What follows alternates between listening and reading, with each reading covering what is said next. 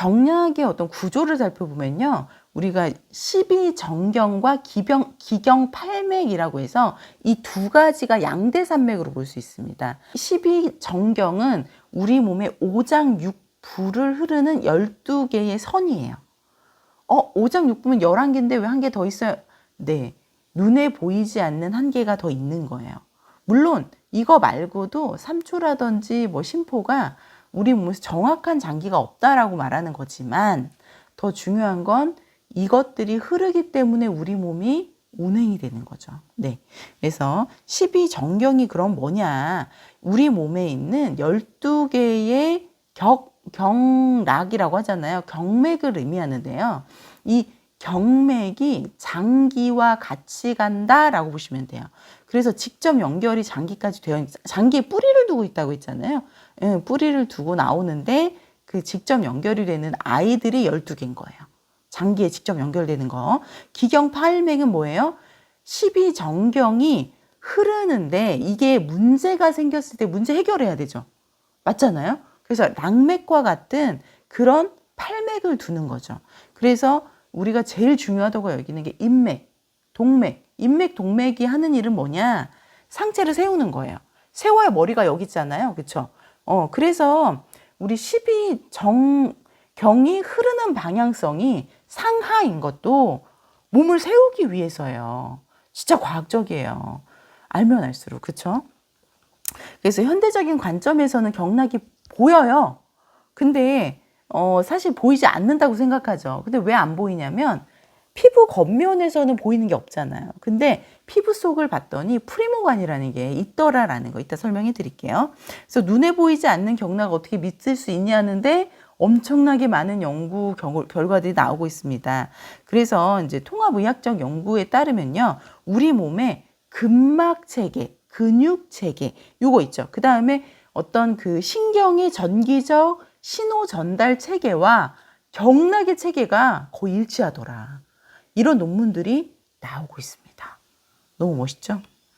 저희가 하는 일이 이제 과학적으로 증명이 된다는 얘기예요. 그래서 우리 몸에서요, 아까 말한 것처럼 에너지 생산이 되는데 에너지를 정기적인 신호로 한번 살펴보자 라는 그런 측면의 연구도 많이 일어나고 있습니다. 경혈점에다가 전기를 주는, 이게 어디서 나오냐면 우리 침 맞죠? 침 맞잖아요. 근데 침 맞을 때 그 침의 효과는 파동의 효과예요. 손에 침을 놨는데 뱃속이 괜찮아졌어. 그렇죠? 머리에 침을 놨는데 몸이 괜찮아졌어. 이런 것들.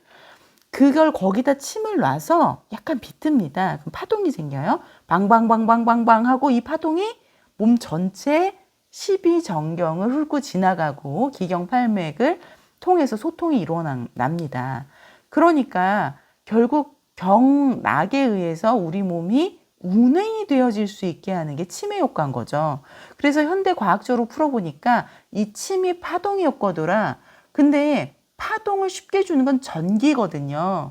그래서 전기침, 한의원관 많이 보시죠? 그렇게 유래가 된 거예요. 침을 꽂아줬더니 엄청 빠르게 지나가더라는 거죠. 그래서 이 전기적인 신호로 경락을 활성화시킬 수가 있겠구나. 그러면 정확히 얘가 어딜 다니는지 알아야 되잖아요. 그림으로 좀 보여드릴게요. 그래서 정보 전달이 일어나는 고속도로다라는 얘기고요. 경혈점을 자극하면 엔돌핀도 돌고 뇌신경 체계에 신호도 가고. 그래서 여기 사진 보이시죠? 바늘로 제가 표시를 해놨는데 프리모관이라는 경락이 있습니다. 얘가 우리가 살아있는 세포한테서는 나타나는 게 프리모관이고요. 죽으면 싹 녹아 없어진대요. 대박이죠. 그래서 프리모관이 뭐를 싣고 다녀요? 기운을 싣고 다니는 거예요. 에너지 쑥 전달하면 그거에 따라서 혈액도 운행이 되고, 그쵸? 신경도 운행이 되고, 림프도 운행이 되고, 운행이 된다는 거예요. 심지어 더 신기한 건요, 우리가 림프가 피부와 연관이 있다고 했잖아요. 림프로 모인 쓰레기를 피부로 버리거나 소대변으로 버리는데 우리 경락이 피부 겉면으로 지나갑니다. 대박이죠. 예. 그래서 이렇게 개념들을 좀 하나씩 알고 계시면 좋을 것 같고요. 프리모관이라는 게 북한에 계시는 그 그러니까 봉한학설이라고 있어요. 그래서 뭐 서봉이라든지 뭐 봉한이라든지 우리나라에도 여러 가지 개념의 관리 그 방법이 존재를 합니다. 근데 이게 김봉한 박사라고 하는 분이 60년대에 이거를 발견하셨어요. 프리모간을. 그래서 프리모간을 그분이 발견하고 나서 갑로늘박이 엄청났겠죠. 그러니까 우리가 그 남북 갈라섰을 때는요, 북한이 압도적으로 모든 게 다 대단했습니다. 정치, 경제, 문화, 의료, 과학까지 전부 다요. 근데 지금은 남한이 따라잡았죠. 예. 그래서 그 연구한 결과를 소중하게 남한으로 갖고 와서 남한에서 이걸 연구해 본 거예요. 그래서 70년대 그 신문 자료 이런 데 보시면요. 마취를 침으로 해서 우리나라에서 수술에 성공했다라는 사례들이 나오기 시작합니다. 대박이죠. 그래서 70년대 저희도 한의학이 양의학을 앞지르고 있었어요. 근데 지금은 서양의학이 훨씬 앞지르죠. 좀 안타까운 거는 이 한의학 하시는 동양의학자들이 참 대단하신 분이라고 저는 생각해요. 제 개인적인 의견이에요. 근데 이분들이 설 자리가 많이 없어졌다는 게 안타깝습니다.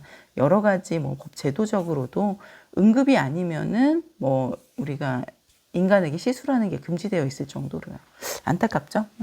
네, 그래서 요 자료를 보면은 1963년에 김봉환 박사님께서 요게 이제 진행한 거를 우리 서울대학교 물리학과 소광섭 교수 팀에서도 이게 정립을 또 2차로 한 거죠. 그래서 단순한 개념적인 게 아니라는 거예요. 진짜 실존하는 게 경락이다라는 거예요. 그래서 프리모관이라는 건 뭐냐? 프리모관은 혈관, 림프를 제외한 제3의 관이다라고 해서 엄청 핫했어요, 이슈가. 그때 당시에는 정말 핫했습니다. 근데 인터넷 발달이 안 돼 있었죠. 그래서 국내에서 이제 이런 어떤 연구들이 그치고 나중에 1990년대 이후에 미국에서 연구가 시작되면서 지금의 어떤 체계들을 잡아가게 됩니다. 그래서 이거는 전부 다 현재 밝혀진 과학적인 사실이에요. 근데 이 관이 프리모관이 아주 특수해요. 굉장히 미세하고 아까 색깔은 보라색으로 보였잖아요. 근데 그게 염색시킨 거예요. 특수 용액으로. 그래서 얘는요, 용액으로 염색시키지 않으면 살하고 구분이 안 돼요. 우리 편평사마귀처럼. 편평사마귀도 만져는 지는데 보이지 않잖아요. 오래되면 색깔을 갖긴 하지만. 그래서 얘는 아주 미세하고 투명한 관 형태로 존재를 하고요. 그 안에 프리모액이라는 특수한 액체가 흐른다라고 해서 그 액체 이름을 프리모로 정해서 프리모관이 된 거예요. 얘는 그럼 어디 존재하냐? 온몸에 존재한다. 그래서 얘가 존재하는 곳을 봤더니 경맥, 랑맥 여기에 존재하더라라는 거예요. 대박이죠. 대단합니다. 그래서 프리모관의 좀 실체를 저희가 볼 건데요. 현미경으로 이미지화했더니 이게 단순히 투명한 선만 있는 게 아니라 산알이라고 해서 중간중간 뭔가가 있더래요. 그래서 요게 이제 다발 구조로 돼 있더라라고 해서 요 산알에 대해서 연구한 결과치들이 나와 있고요. 이게 되게 특이한 단백질로 이루어져 있더라라는 거예요. 프리모관은 단백질, 소체라는 거죠. 그래서 혈관이나 림프 말고도 제3의 순환계로 보고되고 있다라는 실체가 있습니다.